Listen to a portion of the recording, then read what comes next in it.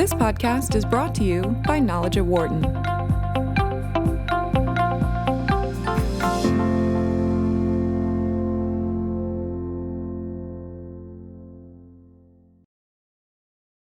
Hello, my name is Stephanie Creary, and I'm an assistant professor of management at the Wharton School of the University of Pennsylvania.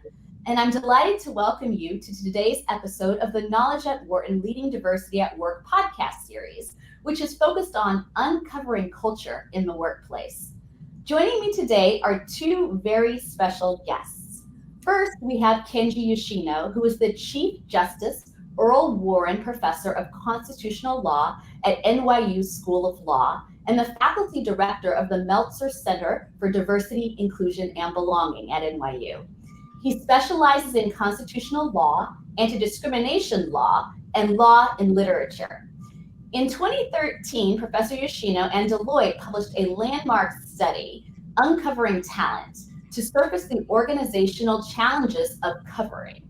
This research and the topic of today's podcast draw on the insights from Professor Yoshino's 2006 book, which is called Covering: The Hidden Assault on Our Civil Rights. And we'll talk a lot more about covering, what that means, what it looks like, who does it in just a few moments. But I'd like to also introduce our second guest today. Next, we have Joanne Stephane, who is Executive Director of Deloitte's DEI Institute. For more than 25 years, Joanne has worked with C-suite executives to define, design, and operationalize their workforce experience vision. She helps clients transform their talent in HR organizations and their strategy through implementation and beyond to achieve sustainable results. Joanne also leads Deloitte's U.S. HR Strategy and Solutions Talent Group in the HR Transformation Service offering and is the Chief DEI Officer of Deloitte's U.S. Human Capital Practice. Welcome, Kenji and Joanne. So delighted to have you with me today for a conversation on uncovering culture. So this is the title of a new report that was just released that you both co-authored. And it's in collaboration with the Meltzer Center for Diversity, Inclusion, and Belonging at NYU School of Law and Deloitte. And so I actually just want to start us off by talking about this concept of covering. And I think a good way to enter into it is to turn to Kenji to tell us a little bit about the genesis of this research. For him, I know of the work from the book Covering in 2006, but can you just give us a brief definition of what covering means, who does it, and just a couple of insights that you had in 2006 that perhaps evolved to 2013? Yes, absolutely. So first of all, Stephanie, I want to thank you so much for having us on today. You're such a star in the field, and I have huge admiration for you. So it's such an honor and privilege to be with you. So to begin, actually, the law review article, and no one reads law review articles, but I have to say that the law review article version of Covering was published in 2002. So this idea has now been kicking around for a couple of decades. You're right that it sort of made its way into the mainstream with the 2006 book. In that book, I defined covering as a strategy through which individuals with known outsider identities, modulate or edit their identities in order to blend into the mainstream. So what would examples of this be? This is the Black individual who straightens her hair so that she'll be seen as more professional. This is a gay man who says, I'm not going to bring my same-sex partner to a work function because that will increase the salience of my sexual orientation.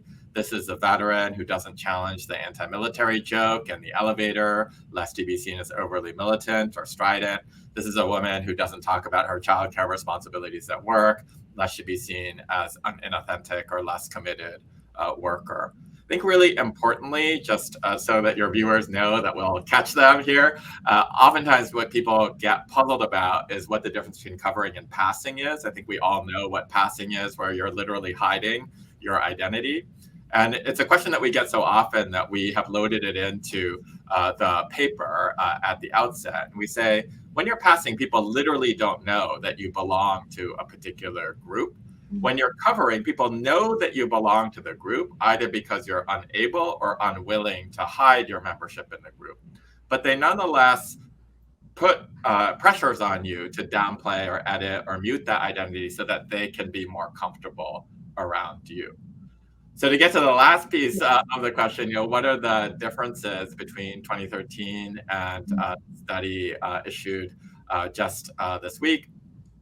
So in 2013, I had this really kind of magical collaboration with Deloitte where they came to me. I should say you, Joanne, and your colleagues came to me and said, you have crunched a lot of cases in your book, but you're not an empiricist. Like, we can help. We have a huge kind of HCAP practice. We have data analytics teams. Like, we'll put our money where our mouth is. Like, we'll push this out, right, to our own clients. We'll design the survey with you. And so we collaborated on this, and it was wonderful because really the world of many individuals who are listening to this podcast, the world of the Fortune 500 or the AmLaw 100, are not going to react to anything unless it's backed by hard data, right? And so I think that was the signal, advance, right, that we made in 2013. With this paper in 2023, we delved into a lot of nuances that we can talk about. We looked at intersectionality. We looked at the ways in which white men, sort of dominant cohorts, tended to cover. We also leaned heavily into solutions, like what the heck do we do about this, right? And came up with 3 sort of programmatic ways in which people could fight, right, the covering demands within the organization. So I would say that this paper is, again, a kind of exponential advance over the last one in the nuance and the practicality, right, of its approach. I love the marrying together the idea of like this brilliant theory. And I read the law review paper. I do remember reading. Doesn't surprise me, Stephanie, but you could be an outlier in that regard. I read the theoretical take on it. I also read the book, which has these wonderful illustrative examples and a framework that I think is very accessible to people who are non-academics.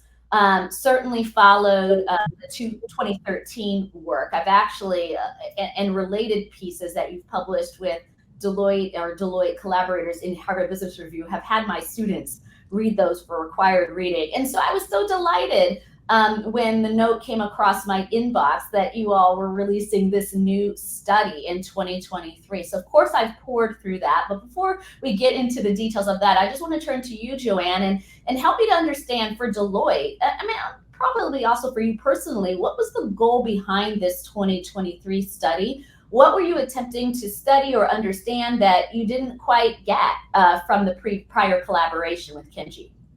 Thank you.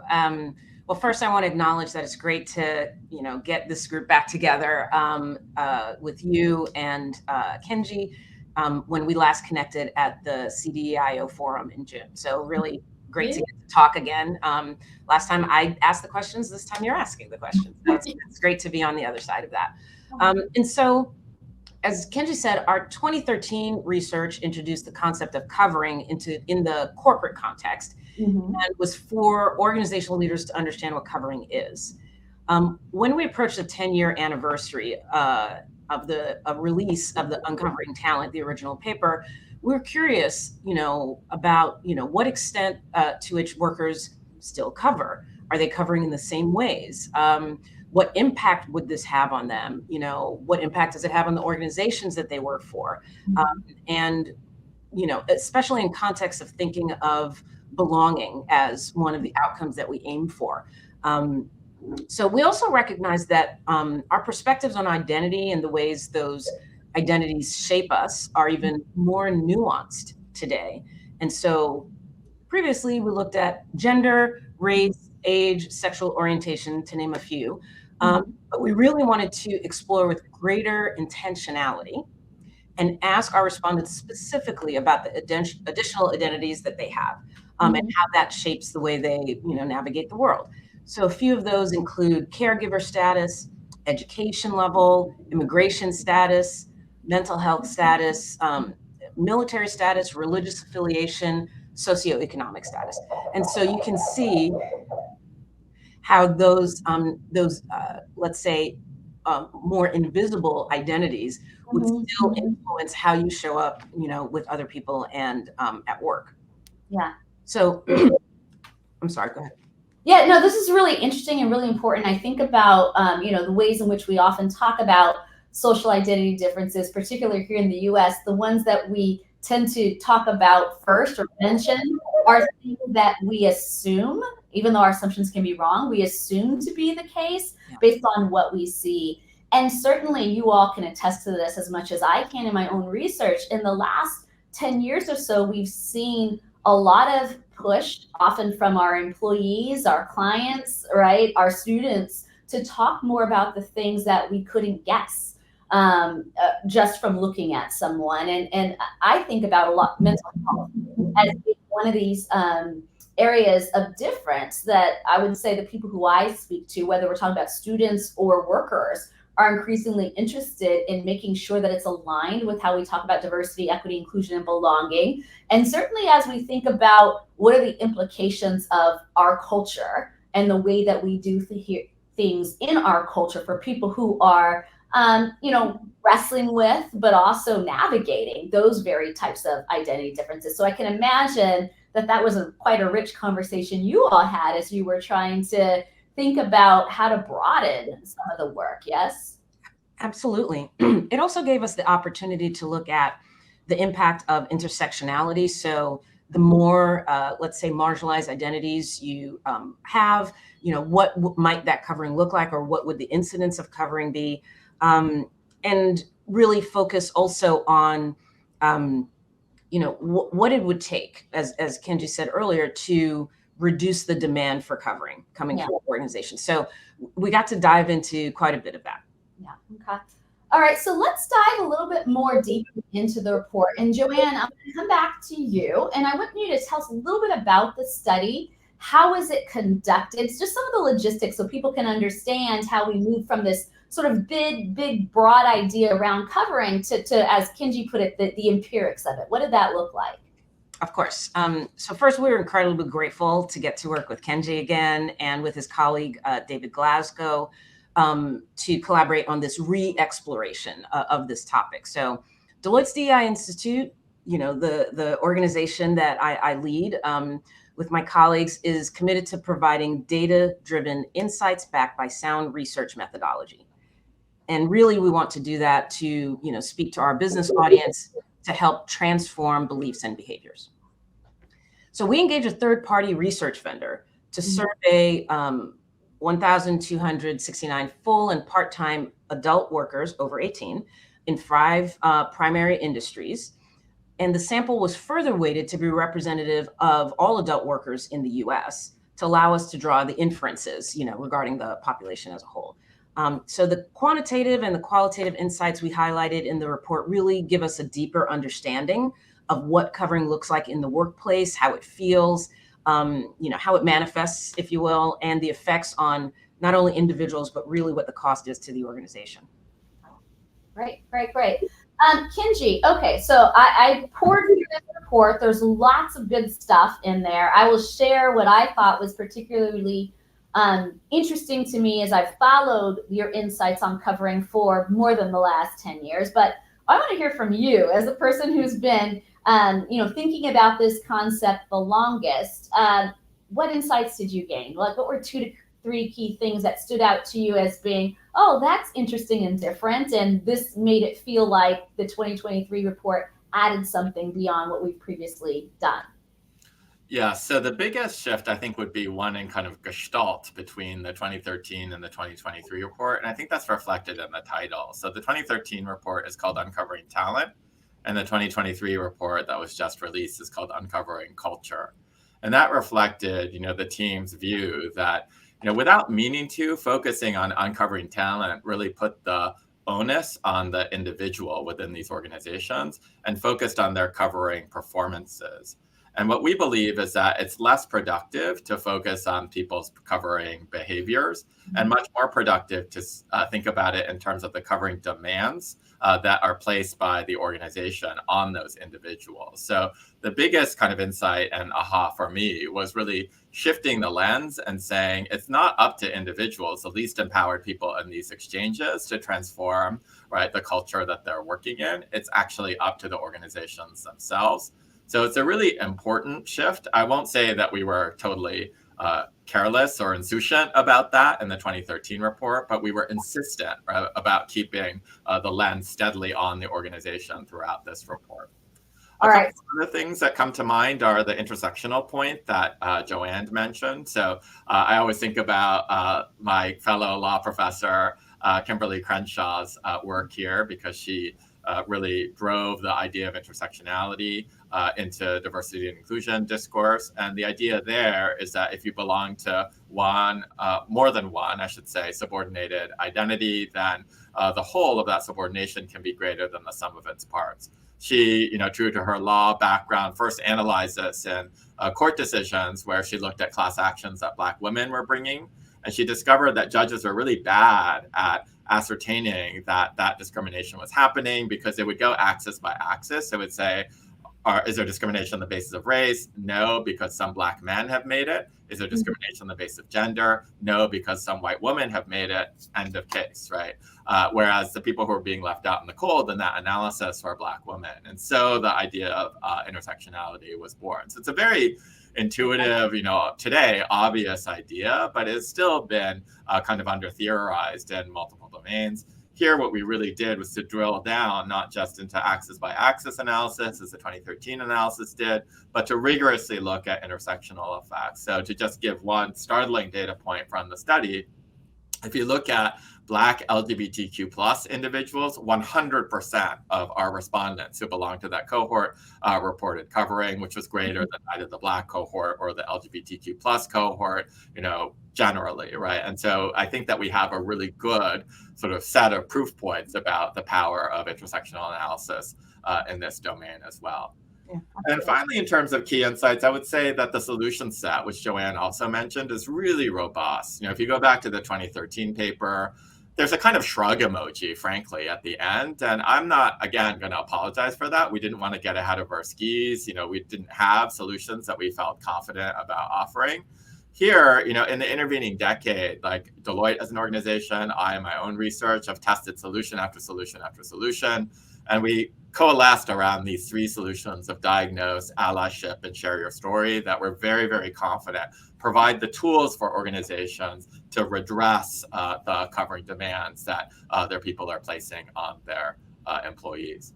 The final thing that I say, because I know I'm talking at Wharton, and your dear, my dear friend and your colleague, Stu Friedman, is one of the drivers of this, is that I also noticed that there are these generational differences in how much people perceive covering. So, Stu's point about this is that younger people are like unionized as a generation around the idea of authenticity. And so we hope that this concept will resonate with this cohort. We do think that, this is a moment where where the idea of covering, its time really has come, right? Because I think the rising generation of individuals who are one click or two below even you, Stephanie, are really sort of adamant about the fact that they want to bring more of their selves, more of their passions, more of their authenticity to the workplace.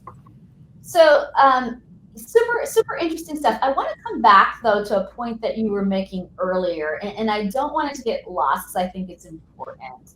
And part of this, I think, feels personal to me because it also reflects the evolution in my own research agenda. And by that, I mean, when I started off being interested in organizational behavior scholarship, it was all about what can I as an individual do to navigate this workplace with my multiple identities and convince my manager that this was meaningful to them. And at some point, I cannot remember exactly what happened, but at some point I'm like, why is the onus completely on me to figure out how to navigate this place as somebody who doesn't make the decisions herself? But I think the interesting tension that I have found, especially among more junior scholars or younger people, is this wanting to have a sense of agency and create my experience in my organization, combined with the very real understanding that practices and policies are created by people who are not me. And I'm not the only one who plays into culture. So I just want to just talk a little bit more about this. It's an opportunity, but it's also a tension between your own personal agency and how you navigate who you should be. But then there's this organization that sort of exists outside of you when we're talking about this topic of covering. What do you make of that? Yeah, I think I can thread that needle, and I'll begin with a story after the book was published, where a colleague of mine said, can we go out to coffee so I can tell you what I hate about your book? And I was like, great, that's always the coffee that I want to have. So we had that coffee. He said, what I hate about your book is that it gives people more tools to psychoanalyze me in inappropriate ways. So if I act in kind of butch, kind of quote unquote masculine ways, at the law school as a woman, then people are going to assume that I'm covering, whereas I'm just being my authentic self, right? And so you've given people another lens through which to look at me that I find affirmatively unhelpful and diminishing of my personhood and my authenticity. And I gave her the same answer that I began to give to you, Stephanie, which is to say, if we take the lens off of the individual and put it on the organization, I think that helps a lot. And that shift entails stopping questioning individuals covering behaviors and starting to look at the organization's covering demands. So with regard to this female colleague, I'm kind of like, how you choose to comport yourself is your business. But if the institution is saying to you, if you want to be accepted here, you better behave in more stereotypically masculine ways and be as tearless and analytical and aggressive as a stereotypical man if you want to be accepted in this workplace. And I would say that's a kind of demand that I would want to challenge. And I think ultimately it resolves the tension that you were describing, because if the culture is attentive to its covering demands and withdraws them, that actually expands the space in which you or I or she, right, can bring their authentic selves to the workplace, because they're no longer constrained with meeting that covering demand. So we're actually able to engage in behaviors that are authentic to us, whether or not they comport with, stereotypes that people have about the groups that we belong to, because the organization has made a self-conscious effort to retire those demands. Very helpful. Thank you so much for creating greater clarity around that. And I think, what I walk away from this feeling is that it's not an either or, right? There's an interplay and there's a dance between us and our organizations. And, we have to ensure that there is some thought given to what the organization is doing to shape people's willingness or unwillingness to show up in their authentic ways, in as much as we're thinking about our individual choices around that. That's sort of what I'm taking away from that. Joanne, so you've been knee deep in this data and this report. What are your favorites, your favorite key aspects, insights that you would like to share with us as we dive in ourselves? Sure, I'll pick up on Kenji's first key insight around intersectionality. In addition to having all of our Black LGBT respondents say that they cover, 93% of Black workers with a disability cover. And when we looked at gender, a much higher proportion of Black women at 80% and Asian women at 86% cover than Black men at 43% and Asian men at 55%.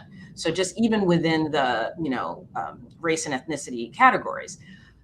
The other finding that was really intriguing to me and I found interesting was the finding around white men. So 54% of white men cover along traditional lines of marginalization. So, either mental or physical disability, age, sexual orientation, socioeconomic status, as we would expect. But they also reported, and we found in some of the qualitative feedback, they cover along historically advantaged identities. Wow. So they do cover for race and gender and religious affiliation, based on the idea that these identities are now disfavored, right? So, of course, historically, we can imagine why, and based on what's been happening, in our working lifetimes, why they might think, perhaps I should downplay these aspects of myself. So the fact is, white men continue to hold many advantages. And I feel like I'm saying something obvious, but let's just put some data behind that. So the senior leadership ranks of corporate America are disproportionately white and male relative to that group's share of the population. So in 2023, 74% of the CEOs at Fortune 50 companies are white men, despite that group comprising just 30% of the US population. But this is an improvement, right? This is progress. in 1980, all of the CEOs of the Fortune 50 were white men. So what we learned and what we saw was that as organizations work to address root causes of inequities, some white men might experience this decline in advantage as a disadvantage. Sure. When really, it's bringing things more in line with, the actual proportion of the population. Absolutely. So, very fascinating, interesting. And I remember reading that section that was helping us to, I think, get a little bit more clarity around why white men might cover and what they're covering, and the fact that they're covering the dimensions of their identities that we often see as advantage in the workplace. I thought that was super interesting. Another thing that I thought was super interesting in this report was this concept covering by proxy. And so in the report, it's defined as covering on behalf of someone else. And so here's a quote that struck me, and I want to read it because I think it helps to provide some context. And then Kenji, I'm going to turn it to you to help us unpack this. But the quote that I think spoke to me was the following from one of the people who you collected data on, qualitative data on. This is someone who says, this is tough to admit, but I do this on multiple fronts. I have one child that is multiracial, and outside of work, I am very vocal and supportive of the issues faced by being a minority. But I tend to only listen and not vocally support the same view at work. This is also true for my transgender child. Again, away from work, I'm very supportive, but I fear that sharing my family struggles with this will isolate me and damage my potential for growth at work. Now, as a human being, that really struck me. It made me feel quite sad, but I just wanted to just say a little bit more about this covering by proxy, and certainly, Kenji, why this is problematic. Can you share a little bit more about this topic with us? Yeah, I think that both of these ideas, Joanne's really wonderful point about how the dominant groups are covering their identities, but also this notion of covering by proxy kind of go together in my mind, because I think that we can view it as a kind of place of attack, or we can view it as a place of solidarity. And obviously we want to view it as the latter. And so what I mean by that is that you could look at, the white man who report covering, and you can say, oh, this is just like false equivalence. You're comparing your paper cut to my flesh wound, and so I'm just going to discount this. And we want to put this in context and say, yes, of course, everything that Joanne said was right? White men are still vastly disproportionately, overrepresented, say in the Fortune 50 CEO ranks, right? But at the same time, the message that we want to draw from the study is no cohort is immune from the covering demand. So don't make assumptions, to go back to what you were saying earlier, Stephanie, of you can't just eyeball somebody and say, oh, you all lights have turned green for you all the way down the highway of life, right? Nobody is that privileged. We all just as human beings have vulnerability. And once we see that no cohort, even cishet, straight men, are covering various aspects of our lives, this really becomes a universal project. It isn't us versus them. And in the wake of the Supreme Court's SFFA decision, I have to say, as a lawyer, we're all looking for those universal solutions, the things that don't pit one racial group against another racial group, or one gender against another gender, or what have you. And I think covering really is that idea of, once we see that everyone is covering something, and therefore every cohort has an interest in the name of bringing more of their passion and their authenticity to their work, right, in this uncovering culture project, then the appeal of this can really be universal, because it's a rising tide that lifts all boats. I feel really similarly about the covering by proxy notion, which is, you could look at somebody who's saying, oh, I don't cover myself, but I don't talk about my child who is trans or who is multiracial. And you could say, well, that's not a direct harm that you suffer, so I'm not really going to listen to that. That's not a particularly salient aspect of this analysis. Or we could approach it in a more open-hearted way and to say, like, that is, a form of covering.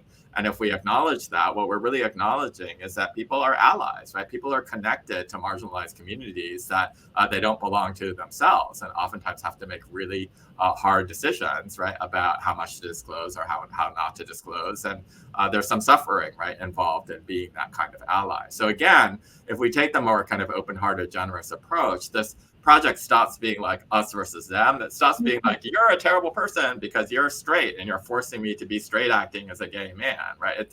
It's not really about that. It's like, how can we make this culture better for everyone who inhabits it, right? Including individuals and dominant groups, including people who are covering by proxy, even if they're not directly covering themselves.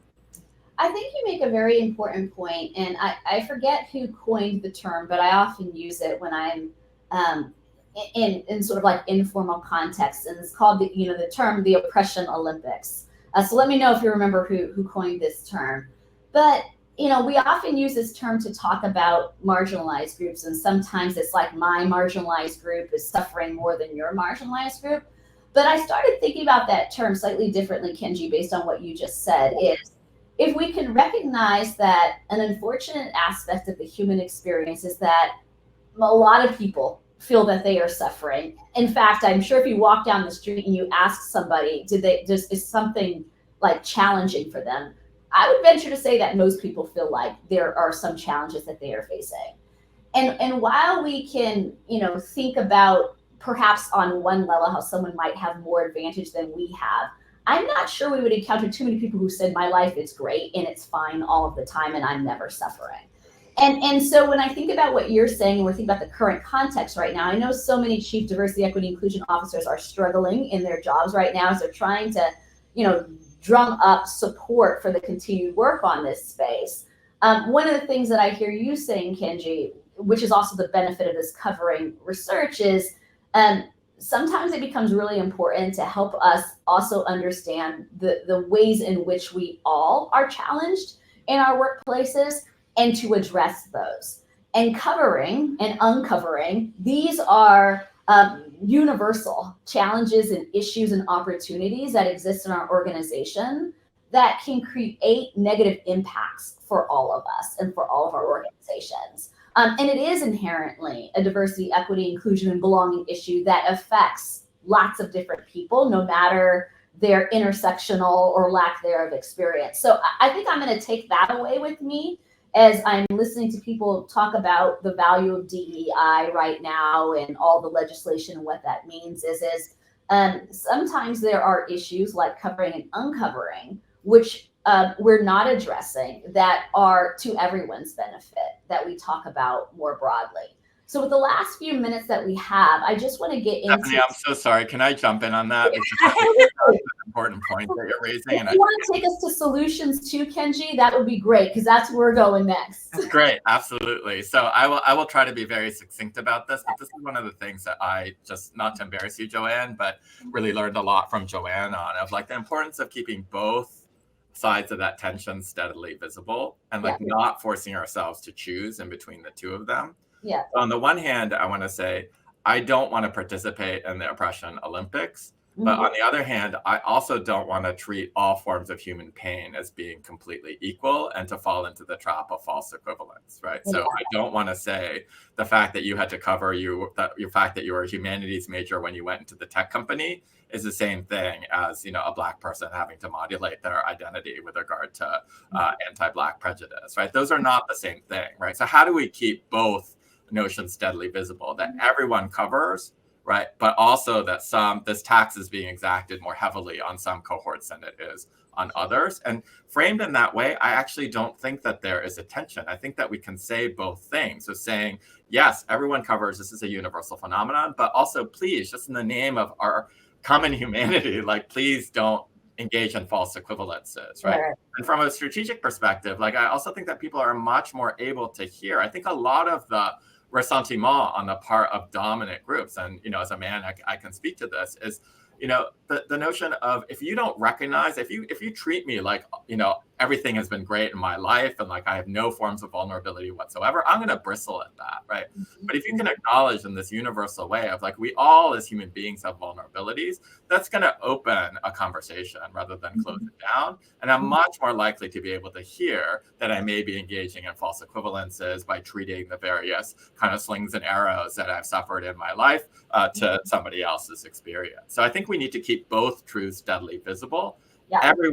Every cohort covers, and this tax is assessed of everyone, but it is not assessed evenly across cohorts. We have data-backed ways in saying, people of color, women, LGBTQ plus individuals have much higher rates of covering than the general population. So this is something that was such a productive conversation between our team and Deloitte's team, and I think we landed in a really good place, and I just wanted to communicate that. Now, with regard to solutions, which I also think, as I mentioned earlier, the kind of really one of the kind of marquee contributions of this study. So as I said, the 2013 study, again, and make no apologies for this, that's where we were at the time, was very thin on solutions. So here we have 3 solutions that we are offering as a way of moving a covering culture into a culture where individuals can uncover.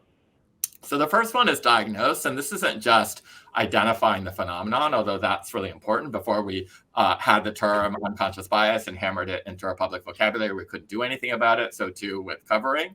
But I just want to say that it's not just diagnosing like the fact that you're covering along our 4 axes of appearance, affiliation, advocacy, or association, and the definitions are all in the paper. I won't detain us here with that. But it's also saying, like, if you do cover, does it hurt? Because some people are like what we imagine Margaret Thatcher to be. That's our kind of go-to example. Like she was forced into voice coaching to scrub her working class accent and to lower the timbre of her voice so that she exuded more gravitas.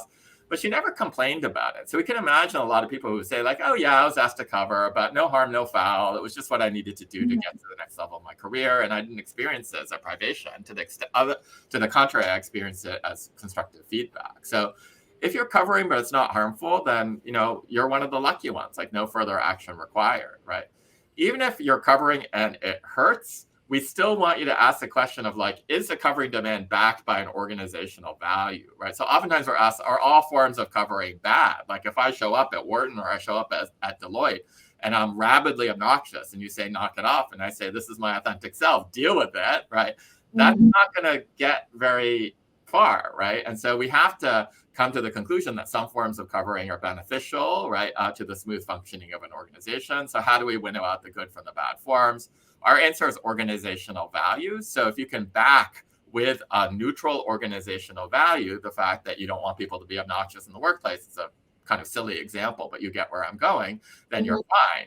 But oftentimes what we find in our research is that people are being asked to cover in ways that would kind of horrify the organization at a higher level of generality. So gay people are being told be straight acting or, don't work on gay rights issues, right? If you want to be a member of this organization, and the organization thinks of itself as pro-LGBTQ plus and is horrified when it's confronted by the mismatch between the ideals it purports to live under and the ideals that it's actually living up to.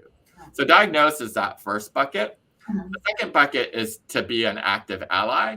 And this sort of draws on the general research that we know. This is Heckman and Johnson. This is kind of your neck of the woods, Stephanie, because it's sort of organizational psych, right? But this is the allies are much more effective at intervening with regard to all issues of bias than affected parties themselves. So you're much less likely to take a hit in terms of your reputation. You're much more likely to be listened to if you come in as an ally rather than if you are the person directly targeted or affected. So it's a broad spectrum antibiotic. It works for a lot of D&I issues, but it also works for covering. So, if, a Latinx individual walks in late for a meeting and someone says, oh, I see you're on Latino time, then I'm going to be much more effective as someone who doesn't belong to that community, stepping in and saying, in a smart, sort of hopefully effective, sensitive way, saying, I don't, think that was a helpful comment. I don't need to drag the affected person into it, but I can say, I, as someone who invested in inclusive culture, was troubled by that comment. Could you please explain or rephrase? And I'll be much more effective in intervening from the side as an ally